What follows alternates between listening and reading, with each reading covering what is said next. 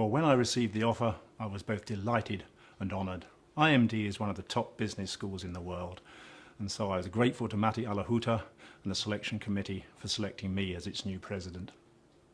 Well, I was approached by a mutual friend who asked me whether I would consider the position. And at first I was flattered and intrigued, but I was very happy at Harvard and had no intention of leaving. But when I started looking into IMD, doing a bit of due diligence, and then met the selection committee, I learnt just how far the institution had come. Very impressive.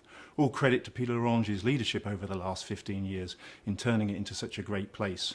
It's going to be difficult following in his footsteps, but I'm sure with the support of a great faculty and a very strong board, we'll be able to turn it into an even greater global institution.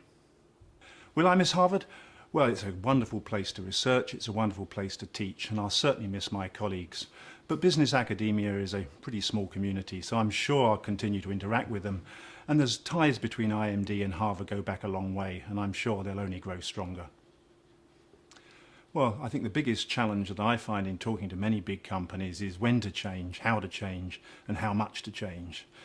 The world is becoming a very different place. Globalization is driving people to rethink their business models. IT and the peer-to-peer based social networks are really undermining the basic logic of how organizations have been structured in the past. And so companies have to change. If they don't change, they will inevitably die. The question is how to change, and how much, and when. It's easier for smaller companies, but for large companies, it's a very big question. And that's what I've been researching over the last 5 years. The main trends in executive education? Well, I see the biggest trend is that companies are becoming much more sophisticated about how they buy executive education. They're looking for very clear results. They're looking for a payback on their investment.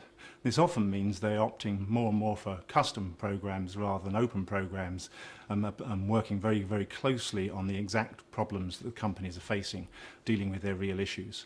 That's not to say that open programs don't continue to be important, because the advantage of open programs is that executives get to meet many executives from other organizations in order to discuss their problems. It's rather ironic, by the way, that very often executives are much happier talking about their problems in their company with executives from other companies than with executives in their own company. So, but nevertheless, custom programs are growing much stronger than open programs. The other thing I see at the MBA level is in the United States, consolidation. The MBA programs in the United States, there are many hundreds of them, aren't growing anymore. Around the world, they still continue to grow. And outside of the United States, a very strong growth in master's programs that for people who are going straight from university as opposed to having any business experience. Overall, in the MBA arena, it's highly competitive. So the issue in playing the MBA game is to have a very high quality program in order to be able to stay at the top. I think the biggest strength I bring to IMD is my experience of both academia and business. In academia, I've thoroughly enjoyed teaching and doing research, working with my colleagues, and I find it difficult to imagine leading an organization such as IMD if I didn't understand how real value is created within it. On the other hand, I spend a lot of time in business, 20 years, helping companies to grow, starting companies, turning them around. And it's the sort of experience I feel that will help me not only in working with IMD's learning partners, their clients, but also helping to build IMD itself.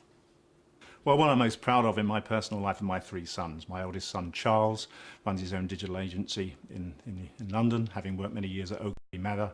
My middle son, James, is a strategy consultant, actually in marketing strategy, and my youngest son, Matthew, is just about to start to read maths at Oxford University.